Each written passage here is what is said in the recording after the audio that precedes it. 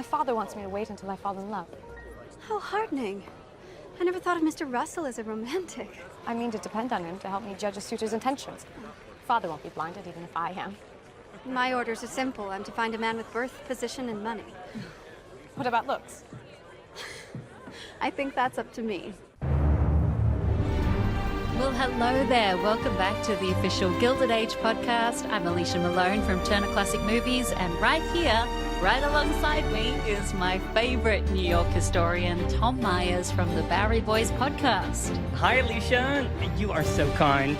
I'm guessing that maybe I'm the only New York historian you know, but hey, I'll take it. Thank you. Hello to all of you joining us. We are so excited to be back in your earbuds as your companion to the HBO original series, The Gilded Age, now in season 2. Yes, last week we went to church with the Russells, the Astors, and the Van Ryns. We saw their Easter finery, learned that Marion is, shock horror, a teacher, and we met 2 new characters, Reverend Forte and Dashiell Montgomery. This week, we're heading to Newport for a spot of tennis and a very fancy party where Bertha gets a really big shock. And we'll be talking about the fabulous Newport Casino with Emmy Award-winning production designer Bob Shaw and director Deborah Kampmeier. The whole thing is choreographed so that as Ward McAllister is leading these 2 new people to Bertha, it was very important that we get this build of their walk up without revealing who it is. And then to get to see Bertha see who it is before we see who it is, and then when we see who it is, it's just so naughty, really.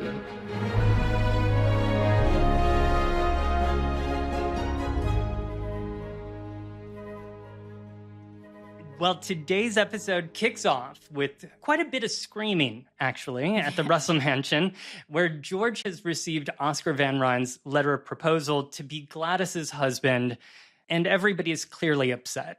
George has seen right through Oscar's tricks. He actually wants more for Gladys, surprisingly, love. Yeah. I was surprised by this scene in her bedroom. I mean, we are now seeing the softer side of George Russell. He's more complex. Julian Fellows mentioned in our last episode the influence of Jay Gould on George's character and how Gould was, aside from being a cutthroat businessman, he was also a devoted family man. And I think that we're seeing that here. George actually wants his daughter to be in love with the man she marries. And when he tells her that and makes her a deal, in that very George Russell way of his, you see Gladys smile, and I think that you see the bond that they share. Yeah, it's quite sweet. And I think Gladys is also relieved that she doesn't actually have to move forward with Oscar. I think that we're all a little bit relieved that she doesn't have to move forward with Oscar. Yeah, and probably George most of all, because he certainly did not mince words when he met with Oscar to talk about this letter of proposal, telling Oscar in no uncertain terms that this marriage will not happen. Take a listen. Well, the answer is no. Gladys will not agree to be your wife. Is that it? Am I to have no chance to put my case? I brought papers proving my financial status, and I'll inherit my mother's house on 61st Street, so Gladys's home would be right across from yours. You are welcome to show me what you like. I'm not in a hurry. But nothing will alter my conclusion. You know that I'm very much in love with her. Well, that is what I do not quite know. But you are right to claim it, since a love match is the one thing I'm determined on for her. Then I can assure you that I do... You have not convinced her, and you will not convince me. I think you may genuinely like her, and that you intended her to be happy in her life with you. More than Let me finish. I understand these marriages of convenience take place in every fashionable church in this city, but I want more than that for my child. Of course you do, and I can Let only... us leave it there, Mr. Van Ryn. And now you should go. Ooh, sorry, Oscar. You were going to have to find that money elsewhere. Yeah, I don't think that was quite the meeting that Oscar had been expecting. No. I also like, by the way, that George says he's not in a hurry. And then 30 seconds later, he's like, Oscar, you need to go. Yeah, it's very like, we're done here, now get out. Completely. Alicia, I think that Oscar is having kind of a rough start to season 2. Yeah. You know, I'm actually beginning to feel a little bit sorry for him. Well, me too. And, also I'd love to talk to you about these marriages of convenience, because we just heard George say that they took place in every fashionable church in the city. Mm-hmm. So, amongst the wealthy at this time, can you tell if these marriages of convenience were, more common than marriages for love? Well, of course, it's impossible to say exactly who married for love and who married for convenience, but it's clear that it was expected that you would marry within your own social class. Things got trickier, of course, when your social ranking had changed somewhat recently. We've seen already plenty of prejudice against new money, for example, on the show. But it's also a fact that old established families sometimes married into new fortunes in order to bring an infusion of cash to the family. It's like a business. Right. Yeah. Very practical. And, certainly newly rich families also saw an opportunity to marry up into society. One family that was famous for their strategic marriages during the Gilded Age were the Wilsons, who had moved to New York from Tennessee. The father, Richard Wilson, had built a fortune off of the Civil War and later banking and railroads. And he and his wife, Melissa, somehow managed to marry their 4 children off, exceptionally well. One to a prominent doctor, then one to a Golette, one to an Astor, and finally one to a Vanderbilt. And society referred to them behind their backs as the, quote, marrying Wilsons. Yeah, I remember you telling me about this last season, because I think there was a Wilson that was a character on the show. That's right. Marshall Ormy Wilson, who was Carrie Astor's love interest. And yes, this really did happen. Despite Caroline Astor's, Mrs. Astor's, best intentions to marry her own daughter to establish society, Carrie Astor would go on to become Carrie Astor Wilson. And that's really interesting because, I would assume that these marriages of convenience happen more for women because they didn't have much opportunity to, make their own money. But it seems like men, like Oscar in this story or those Wilson boys, were also quite strategic in marriage. Yeah, and look, there were practical concerns, right?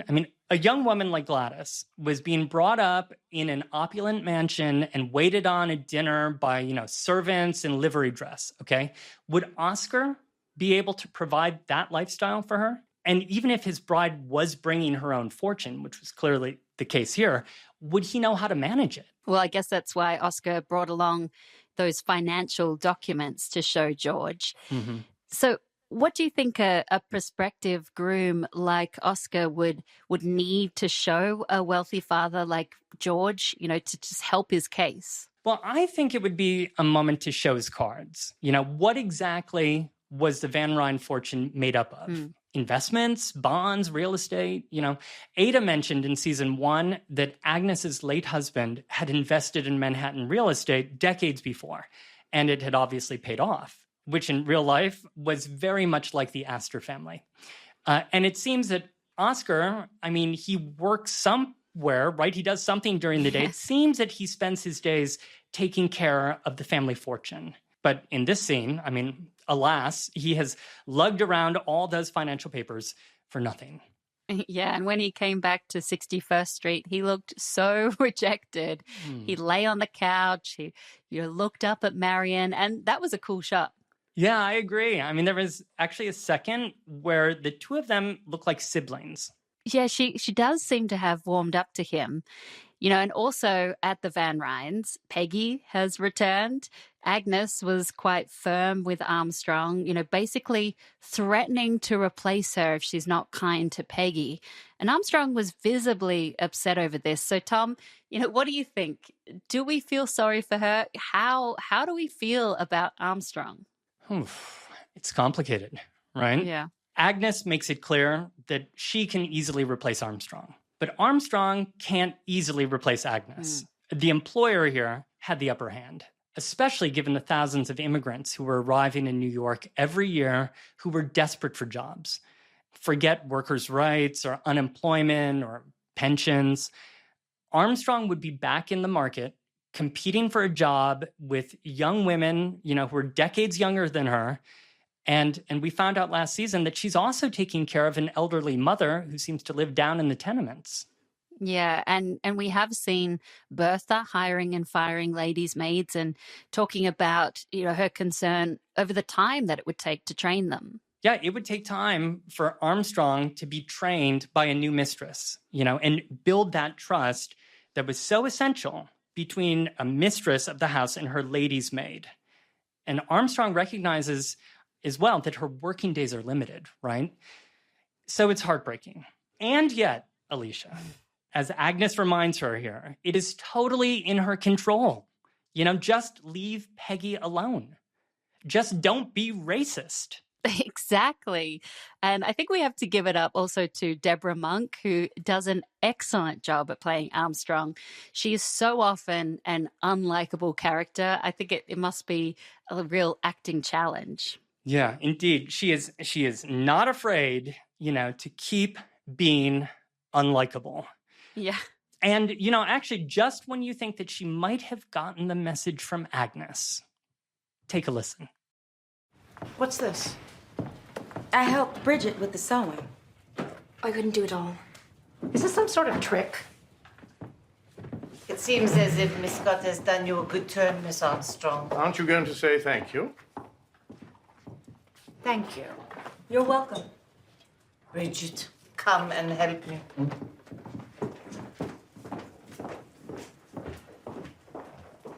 I confess I'm surprised. That I did you a favor? No, not exactly. I'm surprised you were allowed back into this house. I have no quarrel with you, Miss Armstrong. I mean it. But I promise you do not want one with me. Wow. Point for Peggy. I love how strong Peggy is. She lets Armstrong know not to test her. And what struck me is, at first when Armstrong actually said, thank you, I thought, oh, okay, maybe there's some progress being made. Maybe she's changing. But then, no. No. No. And I'm not sure if you remember the actual look on Armstrong's face when Peggy drops that line, you don't want one with me. It's worth watching the scene again just for that look. I mean, Armstrong stops cold and removes her glasses, and you can just see something sinking in. I think on a meta level that we're coming back to a big theme here about change. Yeah. New York during the Gilded Age was a time of big changes for everyone.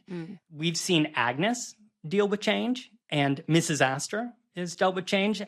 And yes, now even Armstrong is having a moment when she stops and absorbs how her world is changing. She has been told that an African-American woman's presence is more vital to this household than her own, and it stops her.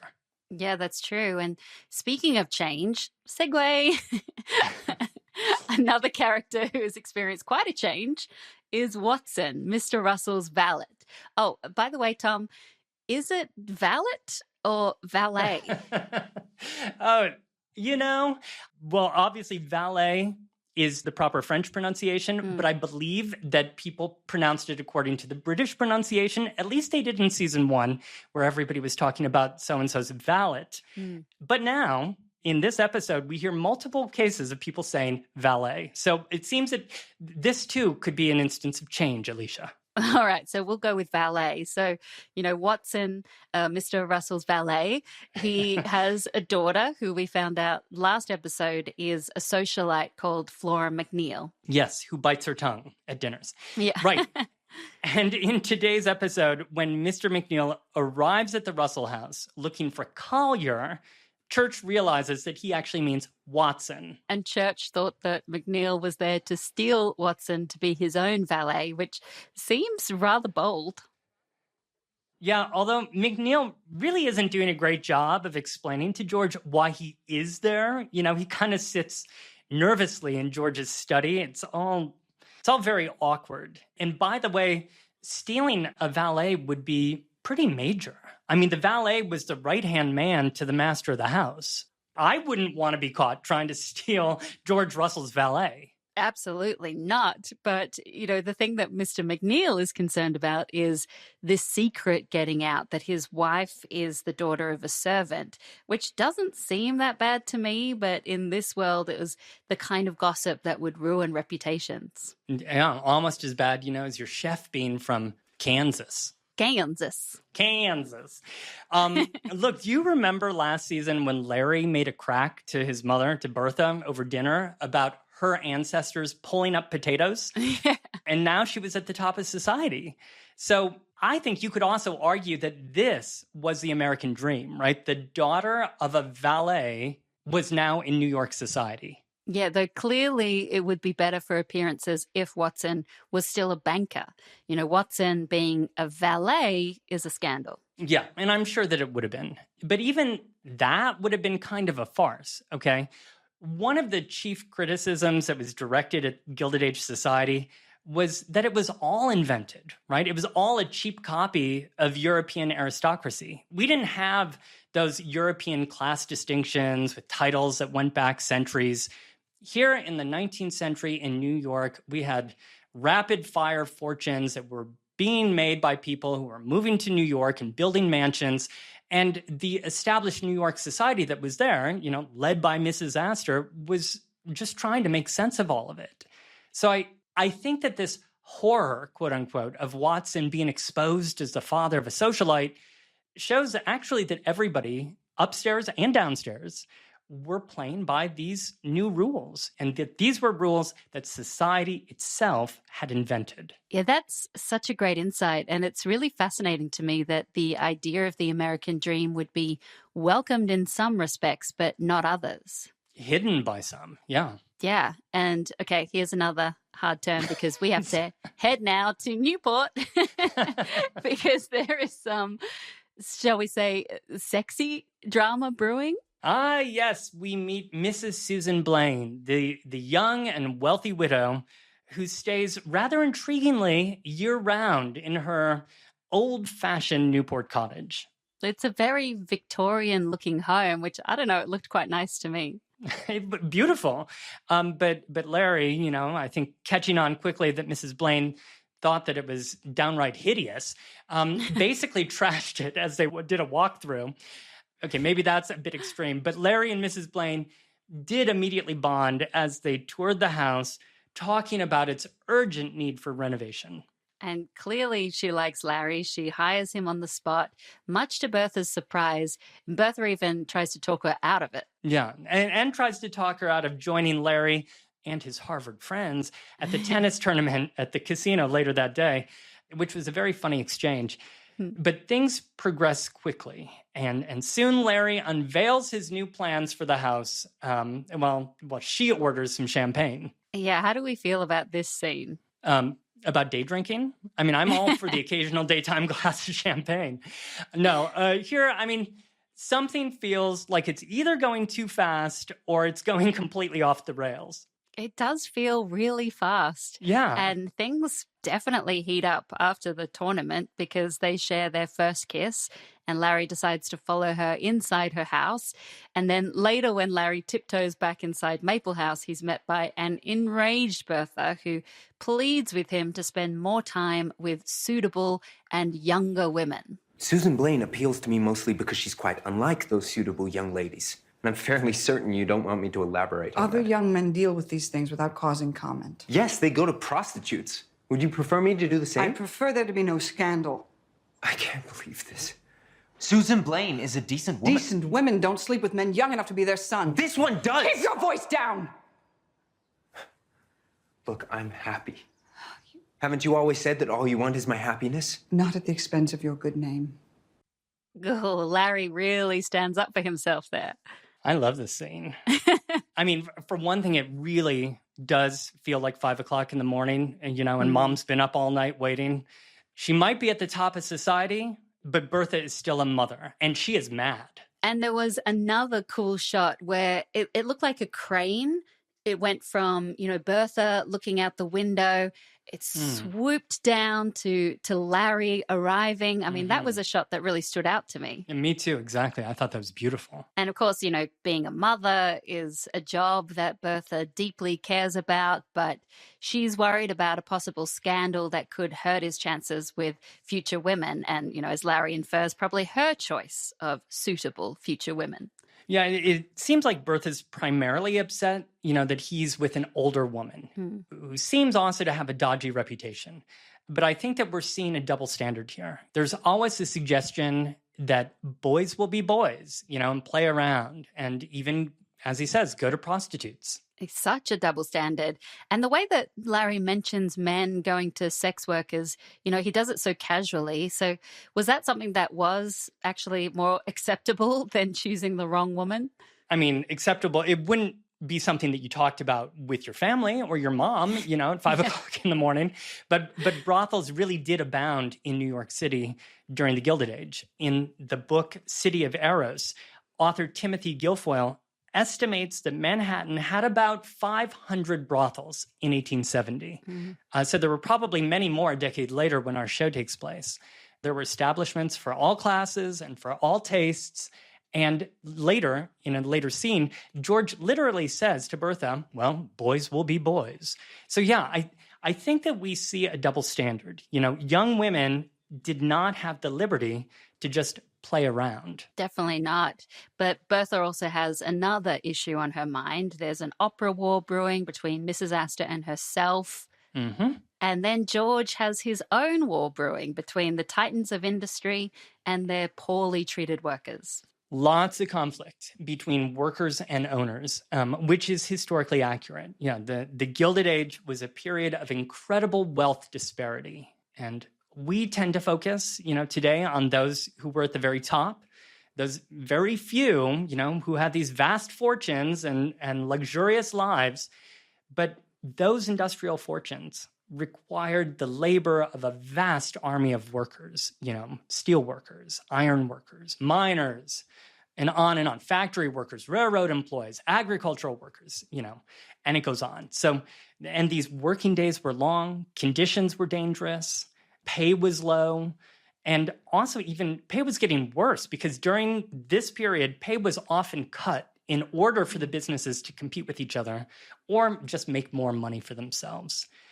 And so during the 1870s and 1880s, and for decades to come, workers increasingly organized and went on strike. Yeah, and in the last episode, we saw George pull together a meeting of all the big industrial titans. Yes, they were trying to figure out how to come together, even as competitors, to limit the power of these newly organizing workers. Which feels quite callous, although George really seems to believe that he is giving good jobs to people who need them. And, George and Clay mention a few names and various organizations. So there's Bill Henderson, a worker for George's railroad empire in Pittsburgh. And they say that he represents the Amalgamated Association of Steelworkers. So who are they? And is Bill Henderson a real person? The union was real, actually called the Amalgamated Association of Iron and Steel Workers of North America. And it was formed in 1876. According to an article I found from 1892 that was published in the Pittsburgh Daily Post, the union then included about 60,000 iron and steel workers and was, according to the article, quote, without question, the most powerful independent labor organization in the world. Wow. And how about Bill Henderson? I think he was created for the show. Oh, yeah. Okay. Gotcha. Well, Henderson will not be bought off with money. So George's solution is to invite him to New York for the full luxury treatment, staying in a fancy hotel, the Brunswick. Which did exist. It was fancy. It stood at the northwest corner of Madison Square at 26th and 5th Avenue. I found a photo of it from 1880, found it on the Museum of the City of New York's website. It shows a lovely brick hotel. It looks like it's 7 floors tall with awnings that were pulled down on the rooms overlooking the park. And according to a fascinating article in the New York Times in 1884, the Brunswick was quite popular with business travelers visiting the city from Chicago, St. Louis, Cincinnati, and yes, like Henderson, Pittsburgh. Right. So Henderson gets, 5-star business stay in New York. But while George seems a little worried about him, he told the other robber barons he wasn't concerned about the Knights of Labor, even when he hears that their numbers are in the hundreds of thousands. And they were, yes, at this period. The Knights of Labor was a labor organization founded in 1869 that brought together workers of all types into what became, for a time, the largest labor organization of its day, with a membership that peaked at 700,000 people in 1886.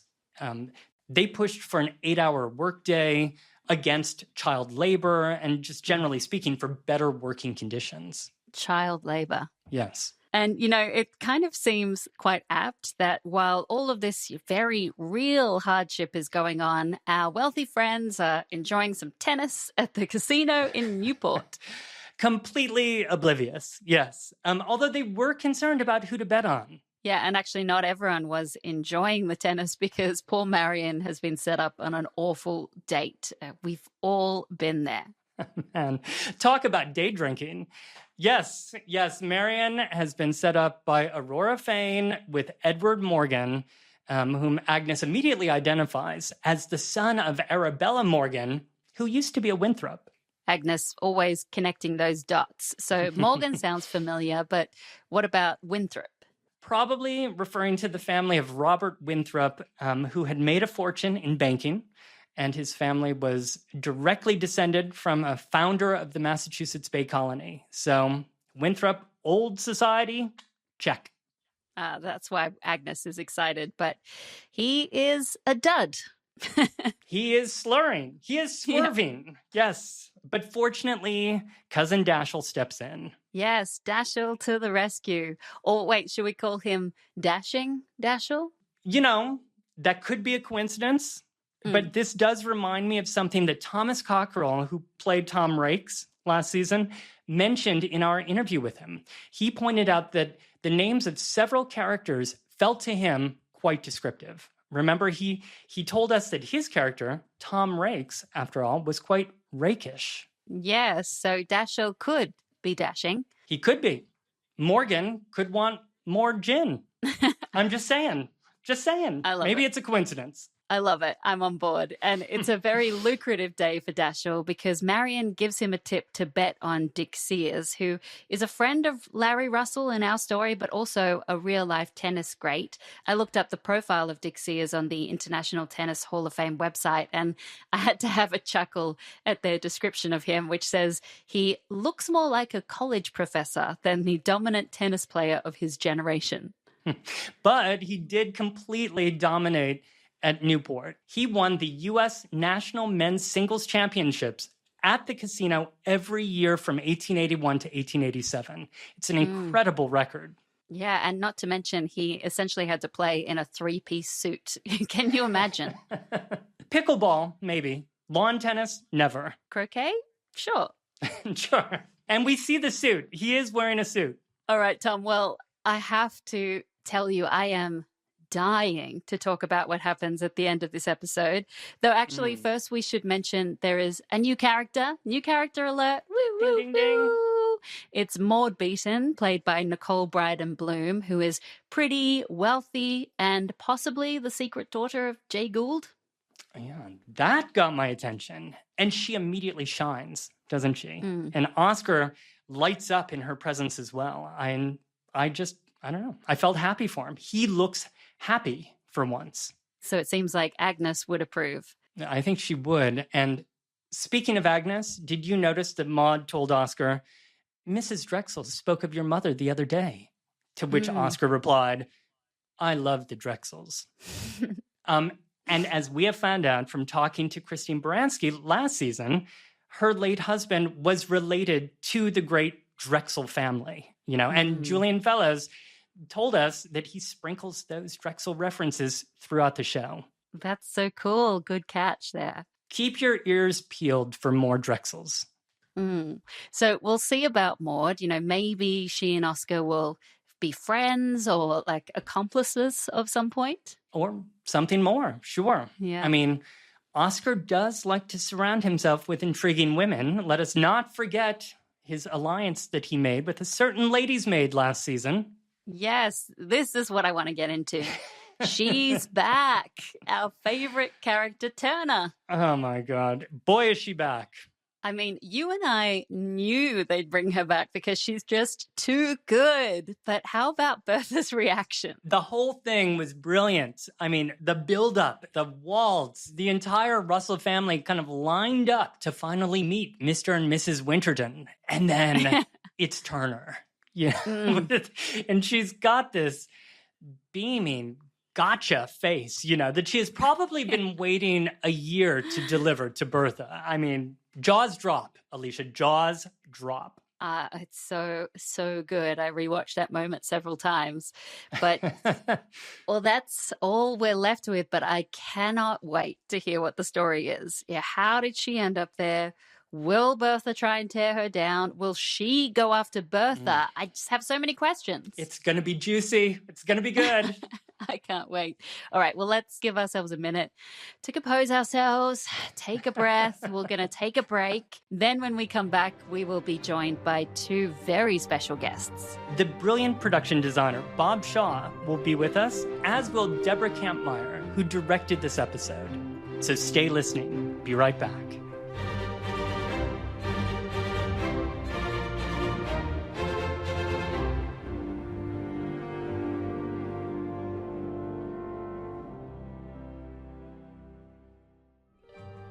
These little rooms, big enough for a gathering of 4, what was the point of them? My husband liked small rooms. He said it was the only way to keep warm without breaking the bank. They don't reek of hospitality. Nor did he.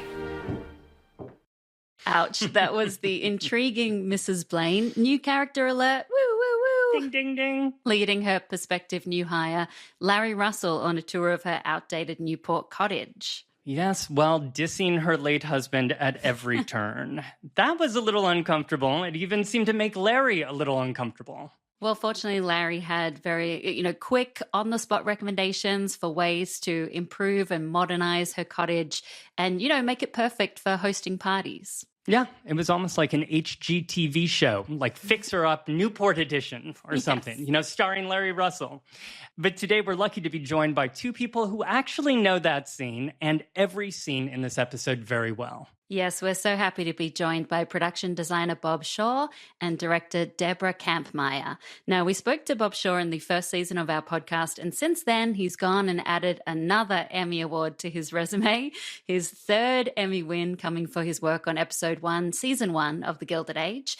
And Deborah Kampmeier is a talented director who has worked across film and television, directing several acclaimed short and feature films, including Virgin with Elizabeth Moss and Hound Dog with Dakota Fanning. Bob Shaw and Deborah Kampmeier, thank you both for joining us today. Thank you so much. It's an honor to be here. Well, Deborah, so much of your work, especially as a filmmaker, has focused on telling women's stories. So I'm curious to know from you where you see The Gilded Age as fitting in with your body of work, because it's so fascinating that this is a world that was ruled by women, even though they didn't necessarily have much power in society. There's a lot of talk about the male gaze versus the female gaze, but for me, it's all about the female experience. As a woman, I don't really gaze. I'm experiencing the world. And I think there's so much space in the way Julian tells these stories about these amazing women, really from a full spectrum of class, of race, of age. And so it's just an incredible opportunity to dive into their interior lives, really, and to be able to hold on them. There's so many moments we get to really hold on these women and see what's actually going on underneath this surface, underneath the facade they present,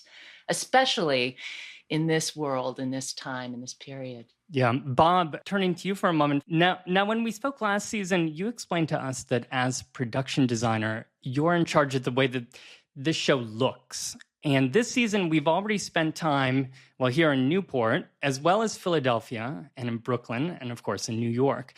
I'm curious if the look has changed at all in the second season. Well, the biggest change is really adding more spaces, more buildings. And, in this case, we had to deal with finding a place that was both once a grand mansion for its day. But we used Kingscote in Newport, which is more from the 1850s. It had never been updated, but it was very common for people to decide to update their home. So finding a house that looked like it needed a renovation and then figuring out what the renovation was sort of an interesting challenge. That Mrs. Blaine's, that's Mrs. Blaine's cottage. Mrs. Blaine's house, but Larry also, he's a very fast worker in terms of how quickly he transformed the house that the Russells bought in Newport. Yeah, totally. And I can't wait to go inside that in just a moment to talk about how you use the elms for that. Deborah, for you, as a director, what's the challenge when you're coming into a series that already has an established look? I'm a guest on this show, and I have to think of myself that way. It's like on my features, where I'm the writer, director, producer, editor. It's my party, right?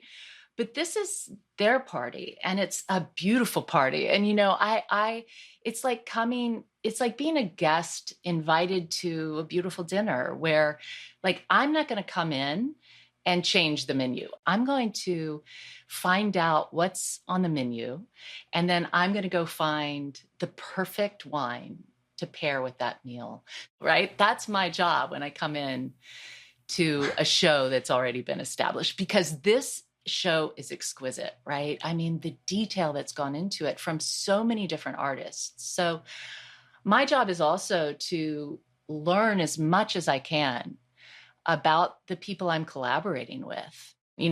My brilliant DP, Manuel Billeter, I'm going to go and watch his choices in season 1 and what resonates with me. And, I love those like moving cameras and wide angles and, the way he's choosing to bring light into the room. I'm going to lean into that. Also, I listened to this podcast every moment of the week before I came into work. I probably listened to every episode twice because it was like, there was so much to learn. And the way you all like dove into the history. I mean, I got research books, but listening to you all talk about each episode in depth in ways that I'd watched season 1. I was obsessed with season 1 because, I had planned to watch it because I'd worked with Morgan on a feature. So I was seeking it out for that reason, but then I was hooked, right? So then to listen to you all go into so much detail that I hadn't had time yet to fully explore or learn, to listen to Bob talk about the locations I was going to be going to listen to the way Michael or Sally were thinking about the scenes, the way the actors were thinking about the characters. It was like, wow, what a gift. Thank you. Yeah, absolutely. Yeah, thank you all. It's just like to get to be on this podcast is such a treat. And so then when you come on the set, how do you and Bob work together? Well, our work is primarily in prep. Like Bob is showing me, like in this episode, his ideas. He's got these exquisite drawings for the ball at the tennis casino that are just like mind-blowing, the ideas he came up with, right? And then, in prep, I'm taking a look at it and I'm thinking about, how am I going to play with this world he's creating? And then, Manuel is going to do light tests on, like, are we using candlelight, real light, or fake light to go in these lanterns? All of that is happening in prep, right? Or, that beautiful shot that Manuel and I came up with of following the dress up the stairs and revealing, the orchestra, and then up over the roof and revealing the dancers was just a shot we were so excited about. But are we going to be able to get a crane that's big enough to give us that shot? Because the one we wanted is already rented on another production. And so you're at your tech scout and you're talking to your key grip. And all of this is really being explored in prep. Would you agree, Bob? Yes, so we open the set every day, particularly if it's new. And then once everything is settled and fine, then it is true that we're on to the next thing. But it's interesting that with Deborah and with Manuel, it's a danger just to be decorative on a show like this, as opposed to sort of an interactive space. And that's something that we talk about and try to work through in prep. Well, one of those interactive spaces obviously was the casino that gave us the finale that you were just talking about, Deborah. And it also gave us the other big scene, the tennis tournament. And it's interesting because we went to the casino in season 1, but we really didn't spend as much time there. I mean, here in this episode, we really got a full tour of the place between these two big scenes. Deborah, I'd love to know what went into filming the tennis tournament scene, because there's so much happening there, right? We've got a tennis match, a drunken suitor, we have Gladys and Marion bonding, we have Larry showing up with Mrs. Blaine. Could you kind of take us behind the scenes, or what went into shooting that?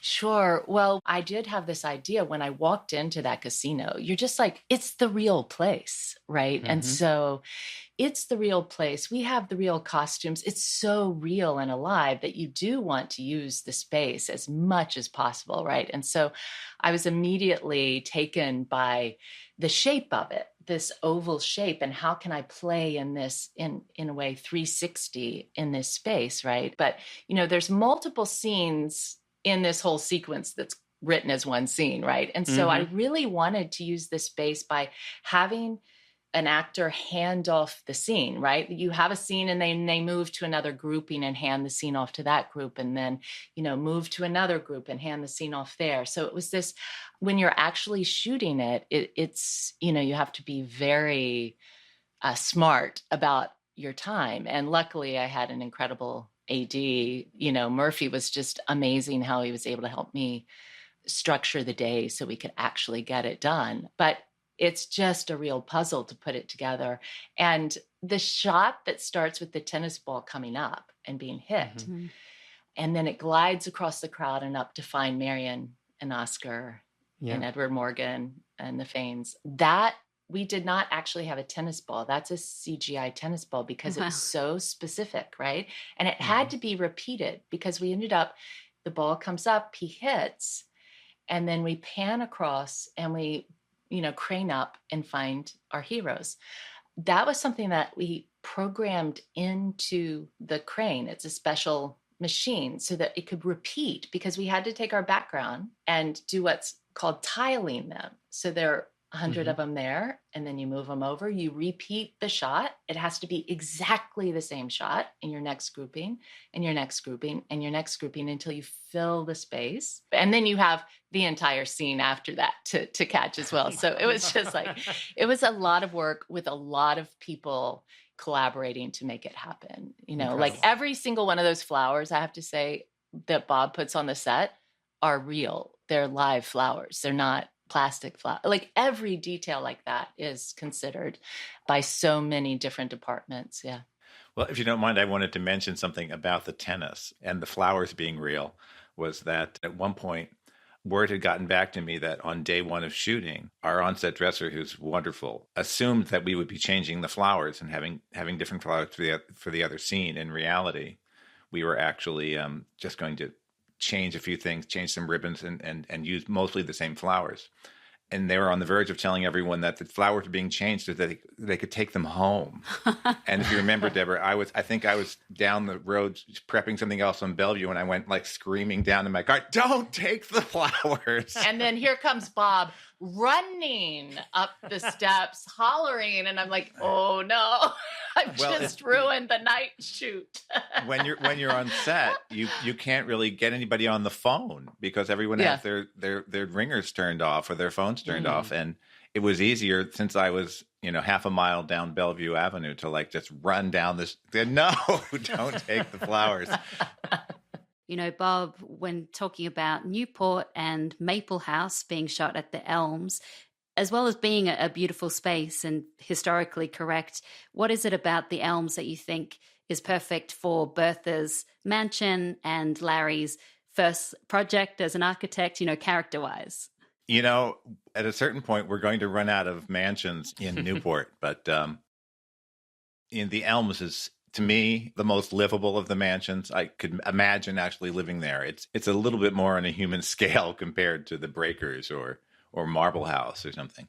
But it was one of the grand mansions, and Bertha is not going to have a medium-sized mansion. So, and do you think about it in terms of how, you know, the Russells' Newport mansion or cottage differs from their New York mansion? It has a different tone. It's a summer place. The furniture's all lighter. It's not, the colors are paler. It's got a more refreshing sort of look to it, which the Elms already had. And the Elms also didn't happen to have a lot of furniture in it. So we were able to bring in, you know, things in a different palette. So I would say palette was the main difference. You know, Deborah, you were saying how this is such a gift to have this incredible cast of actors, but what kind of feeling do you get? How do you know when you've got a take that it's right? For me, it's really intuitive. You know, I feel it. Like, you know, for example, in one of the Larry, Susan Blaine scenes, when they're in the drawing room, it was very important to Laura and I. Like, Laura's incredible. I just adored working with her.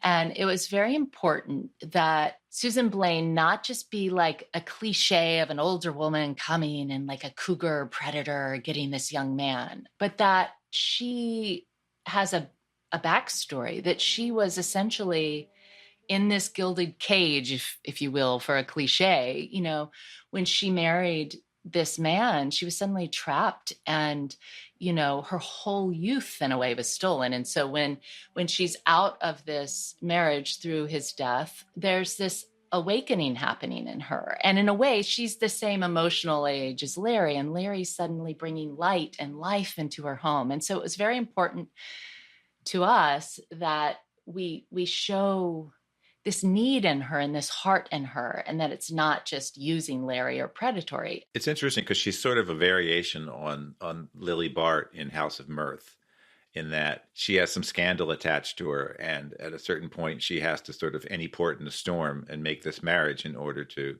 continue to exist in society. And of course, the whole point of House of Mirth is that Lily Bart can't bring herself to do that, and that is her demise. And she's still quite young. It just definitely says something about the lifespan of a woman's desirability at the time. And, you know, you would see Laura Benanti, who's obviously a very beautiful woman and looks quite young. And the idea that, oh, he's seeing this older woman, it hardly tracks visually. Right. And so then going back to that idea of how do you know when you've got the take? So that moment where she's talking to him and she says, you know, she's beginning a new life in this house, a new life with new people. And she just fills up with tears, right? It's so emotional that I'm feeling it. I know that moment we told that whole story that she, as an actress, was hoping to tell in just that line, because you feel it clicks. That moment is so alive. And you always want to be ready to catch that alive moment, because that's what you're looking for as you're letting these genius talents dance, is the moment of life when it actually is that inspired moment that comes through them that you can't plan, that you can't repeat. And so that's what I'm always looking for. And I know I've got it when I feel it in my own body or my own heart. Deborah, what is it like to work, you know, with one of these locations, to shoot something in a real place like the Elms? To me, it feels like a character. Like the place is a character, and the actors are in relationship with that character, right? You know, it does a lot for you being in a place like that. We walked through the ballroom, we brought them into the drawing room, and it's essentially a 180 of that space, which is a lot of work for Manuel to light every single room we move through. But like to be able to do that because you have a place that actually is the real thing is, I think, inspiring. I think it's exciting for the audience to get to feel the world to that degree. One of the things that people, I think, always find interesting is that we use bits and pieces of the mansions. So the Russell New York kitchen, it got to be very confusing for people because the Russell's New York kitchen actually is the basement of the Elms. And the second floor of the Elms is the exterior of Bertha's bedroom in New York. So we use the part of the upper hallway. And so sometimes you do have to be a little bit of the traffic cop because they'll be wanting to do a move. It's like, no, you can't move over that far because then you'll see the entrance to Bertha's bedroom, which is in New York. And so, you know, there's just bits and pieces. We're using every square inch of Newport. And another location we get to see in Newport, which you mentioned before, Bob, is Mrs. Blaine's house, which has a very different look to Bertha's cottage. So can you tell us about this space and also what it said about the way that maybe interior design was changing at this time? Well, it's interesting because so much of our story is interwoven with the historical Vanderbilts. And one of the Vanderbilts married someone who used to spend summers with their family at Kingscote, which was once considered the grandest mansion in Newport. And it's actually rather small, and the rooms are small, as Larry points out to Mrs. Blaine. We were considering other houses, and at the fairly late in the game, I said, I'm really feeling kind of strongly that we should be looking at Kingscote, because I had an idea of what Larry would do to it, and other homes that existed just didn't lend themselves to the story as well. So you are your own research guide right now. I mean, for certain things, I need to look at a piece of research, and then you have to be careful because often I see a detail that I like in one of the houses. And then I say, I'm going to use this for this set that we're building. And then next thing you know, someone wants to do a scene in the room that I took the idea from. And it's like, well, it's going to look awfully similar to this set that we did because that's where the detail came from. That's happened a couple times. Deborah, if you don't mind, I'd like to take us back to the casino for a moment for the grand finale, the other big scene there. And, of course, Turner's big reappearance. Wow. I mean, dramatic build-up to that. What went into making this reveal? And was it just me, or was the entire thing set to music? I mean, it's like the whole thing was choreographed. The whole thing is choreographed so that as Ward McAllister is leading these two new people to Bertha, who are going to hopefully give her a lot of money for her opera house, you're following them, and we had the lanterns. It was very important that we get this build of their walk up without revealing who it is. And then to get to see Bertha see who it is before we see who it is. And then when we see who it is, it's just so naughty, really. It's just incredible. And the face that Turner makes, too, that face. Yeah. Oh, my gosh. Yeah, it's so fun. I love how her face is obscured by other heads and then they part. It's like the seas part and she comes waltzing in there. Yeah. It's such a great scene. And, one storyline that Tom and I have not talked about yet is Jack's alarm clock, his faulty alarm clock. And I was curious as I was watching this, Bob, do you get involved with those kind of details, like how to source a period-specific alarm clock that can be dismantled? Yes, with the prop master. And it's a very specific prop like that. It has to go through many levels of approval. The director has to approve it. Julian certainly has to approve it. And then we have to find it or find something that we can alter. And, that's a little easier than it used to be because you could have been trying to rummage through shop after shop until you found something. And now you go online and you type it in and then you bid on it or whatever. But it takes a real committee to decide on things like that. Is it easier too now that season 1 of The Gilded Age is out and people have an idea of what it is to be able to source various materials? Actually, what happens is now that the series is out, people are saying, I have a thing that belonged to my grandmother. You might want it for The Gilded Age. And more often than not, it's like, well, this is a very nice piece, but it's from the 20s. Because to most people, like, old is old. Mm-hmm. And it happens all the time. We should use this building, and it's like, well, that's from 1910, and we're in 1884. That's what happens now when people know the series. Everybody has, I have a fan. I think it belonged to my grandmother or my great grandmother. It's like Antiques Roadshow or something. Yeah, kind of. And it's like, what? This is a very lovely piece that you can treasure, but it's worth nothing. Yeah. Ouch. So interesting. And when you're sourcing, talking about sourcing and choosing which pieces to use or even which fabrics, I was reading an interview, Bob, with you in Vanity Fair, where you said that you need to edit down the fabrics and the furnishings when you're creating a look for a set. And you said that you almost audition them yourselves, telling the ones that don't make it, thank you for coming. I do. I look at the pictures and I put everything on the board. And then when we decide something isn't going to make the final cut, I always say, thank you for coming. and you'll get your heart set on one fabric and you think it's going to be, as we always say, the Rosetta Stone. And then you pin other things around it and it gets nudged out of the pole position because it might be beautiful in its own, but it's not working with everything else. And then we also, like with wallpapers, we always have to tone them down. They're too graphic. And I always say that certain things shouldn't become another character in the scene. And certainly wallpaper shouldn't distract from people who are having a conversation, even if historically it might have. Well, Bob Shaw and Deborah Kampmeier, thank you so much for talking to Tom and I on the official Gilded Age podcast. Thank you.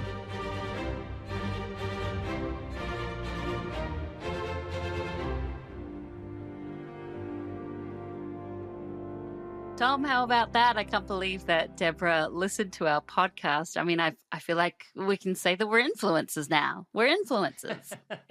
Crazy to think that I think she even said she listened to some episodes more than once. My so gosh. Thank you. We are deeply honored. Thank you, Deborah. And I just love the thought of Bob running down Bellevue Avenue towards the casino to stop everybody from taking flowers from the set because they have to reuse it for the other scene taking place at the casino. It's just amazing to think of all of those little details. I know there's so much happening at once. You know, Bob was in several different locations and then having to, keep on top of all the details like the flowers. Yeah. And I'm sure he told some of the flowers, thank you for coming, but now bye-bye. Auditioning even the flowers. I love that. That was sweet. All right, Tom. Well, we have to say goodbye, but never fear. We'll be back soon with another episode of the official Gilded Age podcast. And we'll have more interviews and facts galore. And new episodes of the HBO original series, The Gilded Age, air Sundays on Max. And after you watch the show, make sure you tune into the podcast, also available on Max or wherever you get your podcasts. Talk soon. Bye-bye.